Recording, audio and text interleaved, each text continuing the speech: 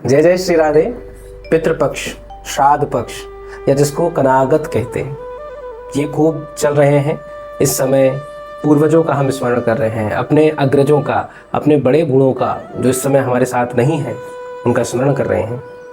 सबसे पहली बात तो यही है कि जीवन में स्मरण कर लेनी चाहिए कि जिनके जाने के बाद हम उनका स्मरण कर रहे हैं, क्या उनके जीवित रहते हुए हमने सेवा करी कि नहीं, क्या उनके रहते हुए उनको संतुष्ट करा कि नहीं, है ना। परंतु ये सनातन परंपरा बहुत बहुत उन्नत है। सनातन धर्म जो है इसका हृदय इतना विशाल है, वो कहता है कि जीवित रहते हुए तो संतान माता पिता की आज्ञा मानेगी, उनको भगवान के समान मानती है। प्रमाण चाहिए तो भक्त पुंडरीक का चरित्र देखिए, माता पिता की सेवा का नियम ही बनाया और फल में भगवान श्री विठ्ठल पांडुरंगा को प्राप्त कर लिया, लक्ष्मी जी को प्राप्त कर लिया। आज भी देखो सब जय जयकार है। तो माता पिता की जीवन भर सेवा करने का दायित्व तो पुत्र का है ही है, परंतु अगर उनका शरीर शांत हो गया, कुल में जैसे दादा दादी हैं, नाना नानी हैं, तो उनके शरीर शांत होने के बाद भी हम उनके जो योगदान को अपने जीवन में ना भूल जाएं। उनका जो हमारे जीवन में बहुमूल्य योगदान है, जिस दादी के लाड़ के कारण आज हम यहाँ पे इस स्तर पे खड़े हैं, जिस माता पिता की सूझबूझ और समझ के कारण हम इतनी बड़ी बड़ी चीज़ें कर सकते हैं, बहुत बड़ी बड़ी कंपनीज को ऑर्गेनाइज करते हैं, बहुत बड़ी बड़ी फैक्ट्रीज को चला लेते हैं, बहुत बड़े कार्य कर लेते हैं, बहुत कठिन जॉब कर लेते हैं, अपने परिवार का पालन कर पाते हैं। ऐसे पूर्वजों को हम लोग धन्यवाद कहते हैं।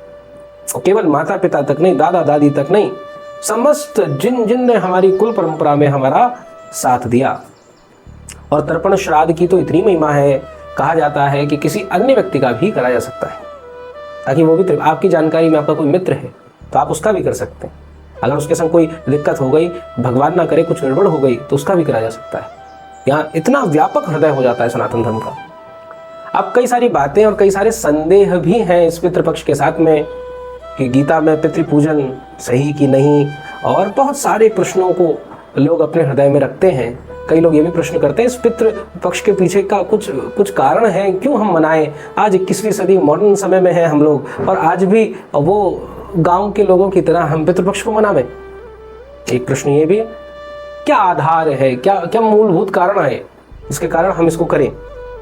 तो उन सब बातों की हम यहाँ चर्चा करेंगे, और पितृपक्ष मनाने का जो वैज्ञानिक पक्ष है वो आपको बताने का प्रयास होगा, और साथ में इसकी क्या महिमा है, क्या महात्म्य है, और गीता का भी जो संशय है अथवा आपके कई सारे प्रश्न जो हैं उनको संकलित करके रखा गया है, तो उन प्रश्नों का उत्तर भी मिलेगा। और अंत में आपको एक सरल तर्पण विधि, उस सरल तर्पण विधि का आप अपने जीवन में पालन करते हुए इस पितृपक्ष में अपने पितरों को कम से कम जल तो अर्पित कर पाओगे, है ना। तो ये सब हम जानेंगे, इसीलिए खूब भाव से हम लोग इस सुंदर सत्संग का श्रवण करते हैं। जय जय श्री राधे। तो पितृपक्ष का वैज्ञानिक महत्व क्या है, प्रश्न बनता है ना। तो पितृपक्ष का वैज्ञानिक महत्व बहुत ही सुंदर भाव से बताया जा सकता है। भाई मान लेते हैं, अब ये जानना भी क्यों आवश्यक है, क्योंकि भाई कई बार है अपना ही बच्चा है, नहीं मान रहा है, नहीं मनाना चाह रहा है। तो जैसे पहले के समय में लोगों को समझाया, अरे पाप है, ये गलत काम है, इसका ये दंड मिलेगा, तो फिर वो आदमी कर लेता था। अब आज के समय में हाँ, उसको वैज्ञानिक तरीके से थोड़ा साइंटिफिक होके थोड़ा लॉजिकली उसको समझा दीजिए तो वो काम कर लेगा। तो इसका पक्ष बहुत सुंदर है। यहाँ सनातन धर्म ने, यहाँ पर हिंदू परंपरा ने एक बहुत सुंदर बात पकड़ी है। पहली बात तो अपने जो पुरखे या पूर्वज हुए उनको एक प्रकार से धन्यवाद देना, उनका आदर करना, उनका सत्कार करना, जिनके कारण हमने पूरे वर्ष भर आनंद करा। भैया माता पिता शरीर से पैदा नहीं करते तो तुम किसकी पूजा कर लेते। पैदा तो शरीर से ही हुए हैं, प्रत्येक मनुष्य शरीर से पैदा हुआ है, किसको कर देते। तो उस अनुग्रह का, उस कृपा का आनंद मनाना पहली चीज। अब दूसरी चीज ये है कि इसका पक्ष क्या है, वैज्ञानिक पक्ष क्या है। तो जैसे जल का महत्व हम कितना जानते हैं, हमें इस समय एसी भी चाहिए, हमें इस समय बढ़िया खाना भी चाहिए, पानी सादा नहीं चाहिए, अब लाइम वाटर चलता है, नींबू पानी चलता है, या कहीं ना कहीं कुछ और कोल्ड ड्रिंक पी रहे हैं। पर आप सोचो, आपके सामने दुनिया की सारी संपत्ति है पर जल नहीं है, कितनी देर तक आप शांत रह सकते हैं। थोड़ी देर तक आप भले ही शांत रह लो, पर आप रह नहीं पाओगे। ये जल मूलभूत आवश्यकता है। और जैसे आजकल के बच्चों के पास होती है ना यूएसबी, जिसमें सब स्टोर करके रखते हैं, सीडीज वगैरह होती थी पहले, वैसे ही पूरी की पूरी मानव सभ्यता का इतिहास इस जल के अंदर है। पूरी की पूरी मानव सभ्यता का समग्र इतिहास इस जल के अंदर विद्यमान है। कैसे विद्यमान है? तो आप विचार करें, जल कभी नष्ट नहीं होता। कहेंगे आप क्या बात कर रहे हैं, क्या मूर्ख बनाने वाली बात है भाई, जल तो बर्बाद होता ही है। फिर पानी फेंको नाली में जाता है, नाली का फिर कहाँ जाता है? नदियों में जाता है, नदियों का फिर कहाँ जाता है? समुद्र में जाता है, फिर समुद्र से कहाँ जाता है? और समुद्र में कहीं नहीं, वो तो पड़ा रहता है वहीं पे। नहीं, ऐसा नहीं। फिर सूर्य की किरणें उस जल को जलाती हैं, फिर वही जल बादलों में जाता है और फिर वही वर्षा बन के पुनः आ जाता है। ये जल कभी व्यर्थ होता ही नहीं, बर्बाद होता ही नहीं। ये जल कभी नष्ट होता ही नहीं। इस जल को नष्ट नहीं कर सकते। जब से पृथ्वी बनी है और आज के 21वीं सदी के समय तक की पूरी मेमोरी, पूरे के पूरे डीएनए, उसमें डायनासोर थे नहीं थे, आपके पूर्वज, आपके 100 साल पहले, 1000 साल पहले, 1 लाख साल पहले कि वो मेमोरी, वो जो विचार है, उस सब को जल एक बूंद अपने अंदर समेटे रहती है। तो ये आप किसी भी अच्छे वैज्ञानिक से पूछ सकते हैं। वाटर की मेमोरी होती है, उसमें चेंजेस देखे जाते हैं मॉलिक्यूलर लेवल पे। तो ऐसा जो जल है, और आप सब जानते ही हैं, जब कोई व्यक्ति अपने यहाँ से शरीर त्यागता है तो उसको जलाते तो हैं पर फिर भी अंश बचते हैं। तो जो बचे अंश उनको समेट के कलश में, फूलों को समेट के कलश में रखकर कहाँ विसर्जित करते हैं? जल में ही करते हैं। इसीलिए पितृपक्ष में जल की बड़ी आवश्यकता। तर्पण जिसको हम कहते हैं, उसका बहुत महत्व आता है। ये उसका एक पक्ष है। दूसरा, कौवे का बड़ा सम्मान करते हैं कि भाई ये पक्ष है, कौवे का बड़ा, कौवे के रूप में पितर आते हैं, ऐसा कहते हैं बड़े बूढ़े। तो उसका भी बहुत सुंदर कारण है। कौवे जो हैं, एक तो पहली बात, कितने ही कीड़े मकोड़ों को आपके लिए नष्ट कर देते हैं। कौवे उस दृष्टि से भी बड़े उपयोगी हैं। दूसरा काम यह है, कई ऐसे वृक्ष होते हैं जैसे जिनके जो बीज हैं वो ऐसे आप भूमि में बो दीजिए नहीं होंगे। एक सही तापमान पे उनको गर्मी चाहिए, और प्रकृति ने वो तापमान कौवे का पेट बनाया है, चिड़ियाओं का पेट बनाया है। उनको खाते हैं वो, उनके पेट में उस तापमान में वो कुछ होता है, और जब उसका त्याग करते हैं तो वो किसी जमीन में पड़ जाता है और वहीं से वो वृक्ष निकल आता है। तो उनके इस योगदान को भी धन्यवाद, कृतज्ञता ज्ञापन करी जाती है हमारे यहाँ। तो इसलिए कौवे का भी आप यहाँ विशेष रूप से देखते हैं। और कहते भी हैं, अगर कोई पिंड वगैरह बना के रखे, चावल के और तिल के मिला के रखे जाते हैं केले के वृक्षों पे, तो उसमें अगर कौवा आ जाए तो कहते हैं हाँ भाई ये इस रूप में पितर आ गए। ये उसका एक साइंटिफिक मीनिंग आप बताने को कह दीजिए। और इसकी मूल कथा क्या है? कथा आप सब जानते हैं, अथवा नहीं जानते तो जान लीजिए। पितृपक्ष जो है ये विद्यमान तो हमेशा से ही है, पर ऐसा कहते हैं कि जो महाभारत के कर्ण थे, कर्ण क्या करा? जीवन भर सोने का दान करा, स्वर्ण दान करा। और वो सोने का दान करते करते करते करते अंत में श्री कृष्ण को भी सोने का दांत ही दान करके गए। बताया, ये कथा बड़ी प्रचलित है। तो उसके बाद में स्वर्ग में गए तो क्या मिला? सोने के अमरूद, सोने का केला, सोने का सेब। खरने का इसका मैं क्या करूंगा भाई? तो देवराज इंद्र मुस्कुराते हुए बोले कि पुत्र, आपने जीवन भर सोने का ही दान करा है, और जो भी जीवन भर आप दान करते हैं, जो देते हैं, वही स्वर्ग में पाते हैं। तब कर्ण को इस बात का बड़ा क्षोभ हुआ।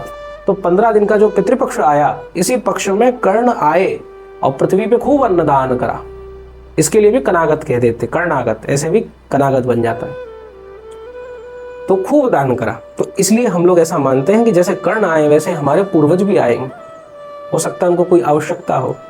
तो ये 15 दिन का समय जो है एक तरीके से बैरियर फ्री हो जाता है और उनका आगमन होता है, वो हमारे जीवन में आते हैं। क्या ये गंदा समय है, कोई बुरा समय है? नहीं, बहुत अच्छा समय है।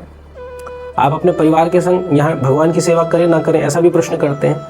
नहीं, खूब आनंद से करिए, द्वार पे रंगोली बनाइए, कोई दिक्कत नहीं है, खूब सुंदर रखिए। पर कोई नया काम, कोई बड़ा काम करने के लिए मना करते हैं। क्यों करते हैं? तो उसका आपको हम कारण बहुत आसानी से बता दें। कोई भी आप बड़ा काम करेंगे, कोई नया काम करेंगे, तो क्या आप अपने पूर्वजों का, पितरों का देख रेख ये सब कर पाएंगे कि नहीं कर पाएंगे? बताइए। क्या आप अपने पूर्वजों के लिए जो तर्पण वगैरह है, क्या उसको कर पाएंगे कि नहीं कर पाएंगे? नहीं कर पाएंगे भाई। आज वो बड़ा काम था, इस चक्कर में छूट गया। बहुत से लोगों की संध्या छूट जाती है इस चक्कर में, है कि नहीं? तो इसी लिए ये 15 दिन का समय बना दिया गया और कह दिया गया ये 15 दिन तुम्हारे पूरे साल तुम्हारा आनंद करो। और ये जो 15 दिन है ये उनके, तो उनका एक प्रकार से धन्यवाद ज्ञापन करते हैं। और इस समय जो इस प्रकार से तर्पण श्राद्ध का आश्रय लेकर उनको प्रसन्न करता है, आप ऐसे लोगों के जीवन में देख लीजिएगा, मेरी बात मत मानिए, आप देखेंगे संपन्न होंगे, सुखी जीवन जी रहे हैं। और जो व्यक्ति इनको नकारता हुआ, गाली बकता हुआ चला जाता है, अगर सनातन धर्मावलंबी है, सनातन धर्म का अनुयायी है, तो आप देखेंगे वो परेशान रहता है। लोग कहते हैं हमारी कुंडली में काम नहीं बन रहा, हमारा भाग्य खराब हो रहा है। एक फ्रेज है अंग्रेजी में, कहते हैं कि हमारा बैड लक खराब हो गया। मतलब लक तो दूर की बात है, जो बैड लक है, जो बुरा भाग्य है, वो भी इतना गंदा है, वो भी पितृ दोष के कारण ही बनता है। उनका सही विधि से संस्कार नहीं, सही विधि से तर्पण नहीं। तो इस प्रकार से आपने जाना कि पितर क्या होते हैं, कैसा उनका सब व्यवहार होता है और उसके पीछे का वैज्ञानिक कारण क्या है। अब आपके कुछ प्रश्न हैं, उनको हम ले रहे हैं यहाँ पर, जिसमें से पहला प्रश्न है कि जो भगवान गीता में कहते हैं कि पितरों की उपासना करने वाला पितृलोक को प्राप्त होता है, तो फिर ये पितृपक्ष क्यों मनाते हैं? बिल्कुल सही कहते हैं, पितरों की जो उपासना करेगा, उनको मंदिरों में जो रखता है, वो पितृलोक को प्राप्त हो जाता है। इसीलिए कहते हैं जो व्यक्ति हैं अपने पूर्वजों की फोटो मंदिर में नहीं रखनी चाहिए। अपने घर का जो भी दक्षिण, अपने घर में कंपास वगैरह के थ्रू देखिए, मोबाइल के जरिए देखिए कि दक्षिण भाग कहाँ पे, तो दक्षिण की दिशा की ओर उनकी फोटो रखनी चाहिए। उसको बढ़िया से साफ करें, कोई दिक्कत नहीं, धूप दिखाएं, कोई दिक्कत नहीं।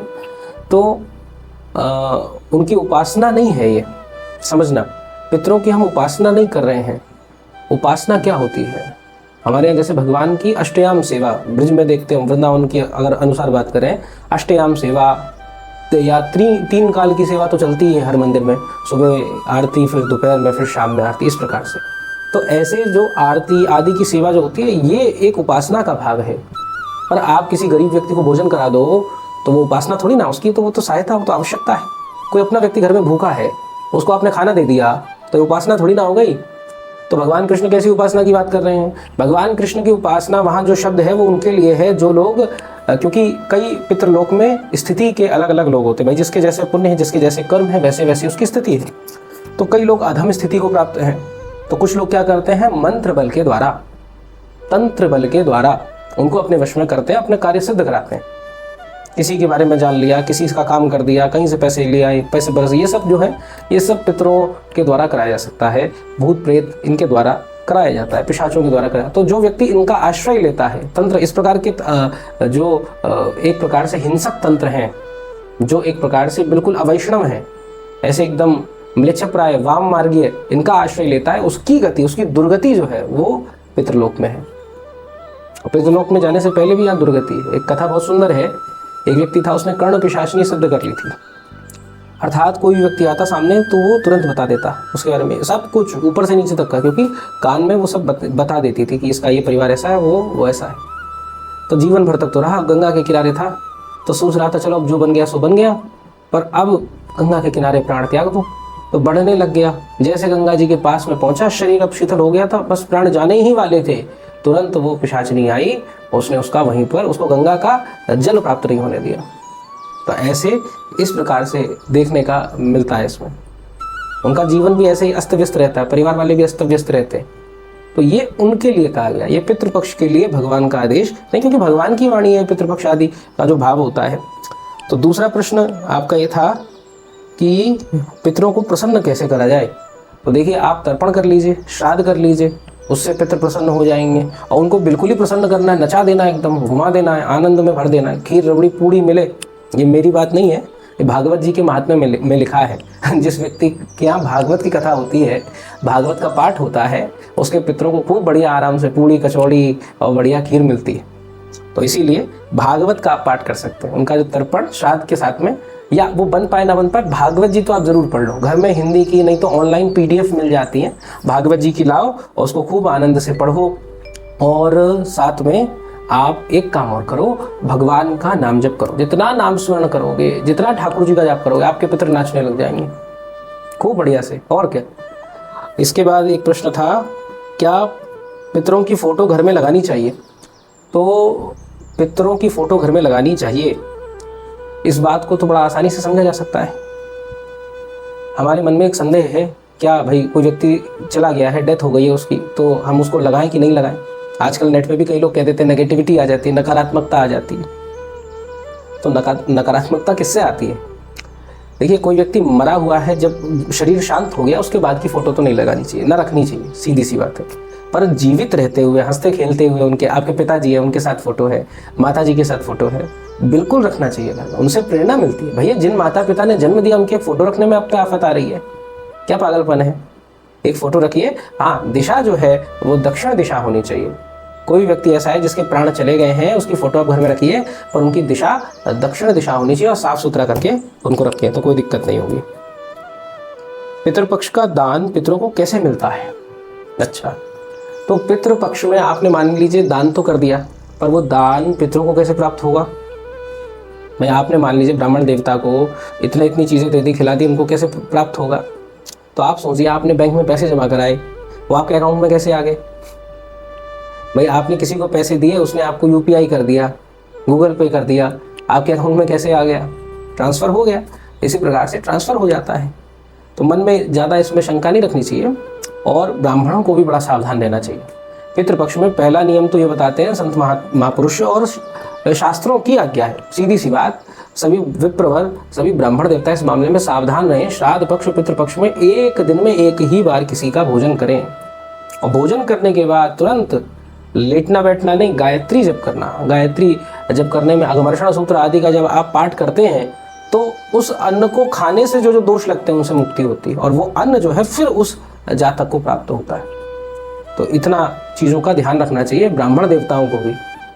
और ऐसा नहीं करना चाहिए एक दिन में 5-5 जगह 6-6 जगह फिर कौवा बनने का विधान शास्त्र बताते हैं। तो इसीलिए बड़ा सावधान होकर ये कार्य करें। बाकी जो विधान है वो सुविधान है। एक प्रश्न ये था, अगर हमें पूर्वज याद नहीं है, उनके नाम याद नहीं है, तो क्या करें? पूर्वजों के नाम याद नहीं है तो इसका मतलब आपके माता पिता तो नहीं होंगे। हो सकता है कोई बच्चा अनाथ हो तो उसके माता पिता का भी नाम नहीं पता। तो ऐसी स्थिति में सर्वपितृ अमावस्या आती है। सर्वपितृ अमावस्या में उनके निमित्त श्राद्ध तर्पण दान आप कर दीजिए तो वो उत्तम रहेगा। एक प्रश्न ये भी था, पितृपक्ष में दान किसका करना चाहिए? अनाज का दान कर सकते हैं आप। जितनी सहायता, आप एक चीज जीवन में सूत्र पकड़ लीजिए, जितनी सहायता दूसरों के सुख का भाव करेंगे उतना सुख आपको मिलेगा। बिल्कुल, तो जितनी आप लोगों की सहायता करेंगे उतनी सहायता मिलेगी। अब विशेष रूप से कुछ दान करना है तो कहते हैं बथुआ मूंग वगैरह का विशेष महत्व पितृपक्ष में। तिल का भी महत्व आता है, तिल का भी कर सकते हैं। अनाज ले लीजिए, सब्जी ले लीजिए, तेल ले लीजिए, नमक ले लीजिए। ये सब चीज़ें जो है जिससे आप मन में ये भाव रखिए कि इन चीज़ों को मैं दूंगा तो किसी के काम आ जाए, किसी का कार्य उससे बन जाए, उसकी सहायता हो जाए। तो अपने आप देखेंगे बहुत आपको लाभ होगा। जब आपके मन में भाव आता है ना कि मैं दूसरे के सुख के लिए करूं कार्य, तो गोस्वामी जी उसी समय कहते हैं कि परहित धर्म सरस नहीं भाई और पर पीड़ा सम नहीं अधमाई।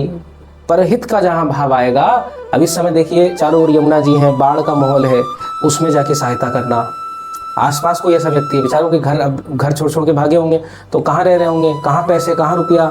कितने ऐसे हमारी जानकारी में लोग आए कि जिनके घर टूट गए, बिखर गए, भाग गए सब इधर उधर, अब उसमें रुपए पैसे कहाँ मिलेंगे।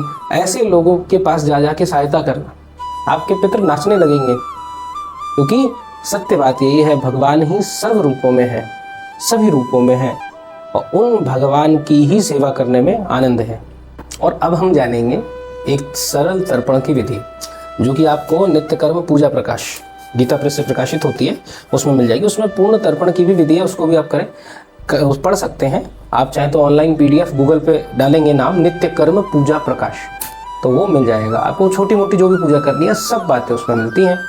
पर आपके लिए कई लोग ऐसे हैं जो स्वयं प्रतिदिन तर्पण करना चाहते हैं और करना भी चाहिए, तो उन लोगों के लिए अथवा जिन लोगों के मन में भाव है पितृपक्ष चल रहा है उनको तर्पण करना है पर इतना बड़ा नहीं कर सकते जो बड़ी विधि बताई गई, तो एक सरल विधि बताई गई जो नित्य दैनिक दिनचर्या में व्यक्ति कर सकता है।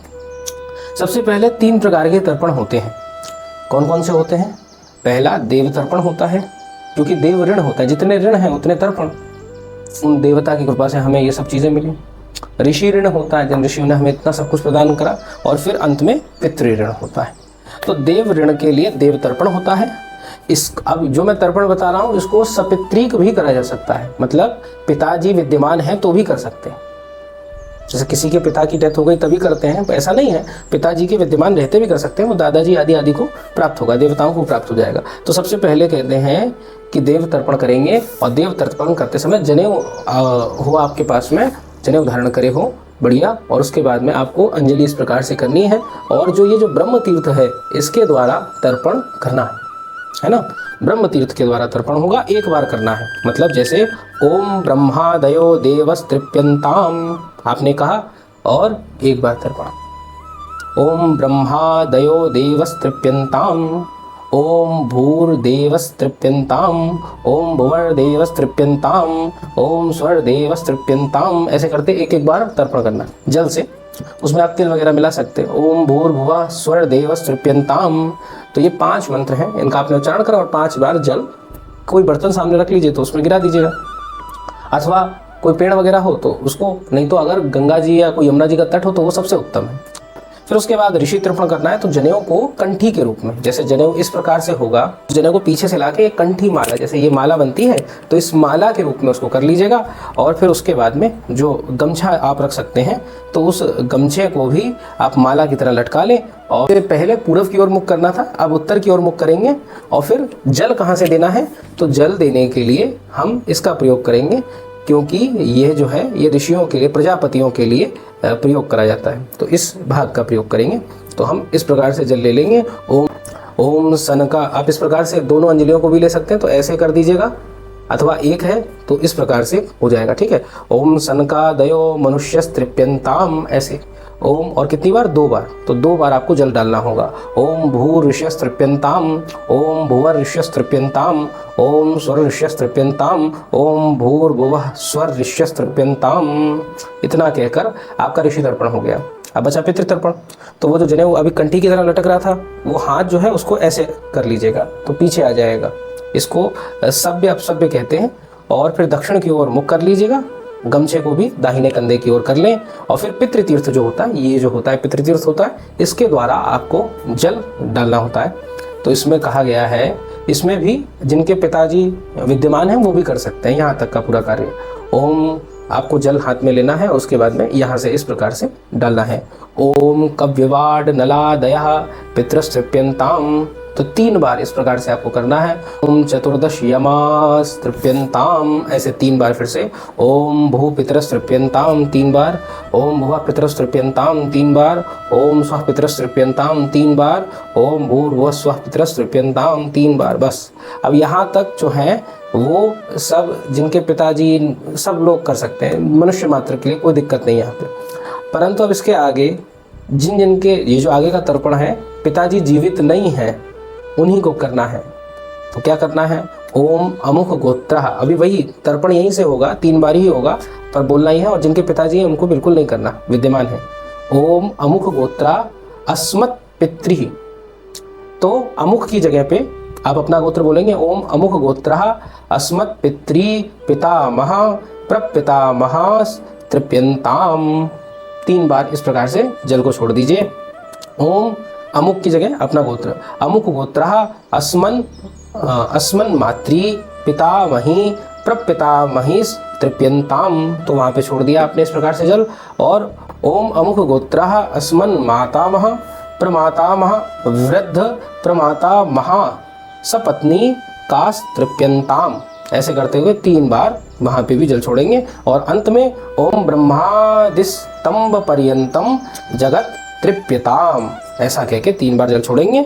फिर एक अंजलि में जल ले लीजिए और भूमि पे ये कहते हुए डाल दीजिए, अग्निदग्धोश्च ये जीवः ये प्यादग्धः कुले मम भूमो दत्तेन तो ये न तृप्ता यान्तु पराम गति। कह रहे हैं कि जो भी अग्नि में दग्ध हो रहे हों, जो भी मेरे कुल के लोग इस समय परेशान हों, उस भूमि में जल डालने मात्र से उन सबको शांति प्राप्त हो जाए। तो उस जल को भूमि की ओर डाल दीजिए। अंत में अपने, अगर आपकी शिखा है तो शिखा का जल हल्का सा धुल के उस जल को आप भूमि में डाल दें। इसी के साथ में ये कार्य पूर्ण हो जाएगा। बहुत सरल कार्य है, छोटा कार्य है, पहली बार आप करेंगे तो हो सकता है थोड़ा सा आपको लगे, पर बहुत आसानी से इसको कर सकते हैं। और आप चाहें तो प्रतिदिन भी कर सकते हैं, बस ये ध्यान रखना है सपित्री जिनके पिताजी विद्यमान हैं उनको पहले के बस 3 ही करने हैं, जो देव तर्पण, पितृतर्पण, और जो देव तर्पण, ऋषि तर्पण, पितृतर्पण। पितृतर्पण में बस ओम भूर्भुवस्वः पितरस्तृप्यन्ताम यहाँ तक करना, इससे आगे का नहीं करना। इससे आगे का उन्हीं को करना जिनके पिताजी इस संसार में नहीं है। यही भाव था कि आपको एक स्थान पे जितनी जानकारी हम दे सकें वो दे दें। तो आपने इसको श्रवण करा होगा, आपको जानकारी प्राप्त हुई होगी और आप इसका लाभ लेंगे, आप इसका कार्य करेंगे। यही करना उद्देश्य नहीं है, ये तो पूर्वजों के लिए करा गया, पर अपने लिए भगवान का नाम स्मरण करना, भगवान की कथा सुनना अत्यंत आवश्यक है। तो इसीलिए भगवत कथा नाम स्मरण करते हुए इन सब क्रियाकलापों को भी करें और अपने जीवन को सफल बनाइए। जय जय श्री राधे।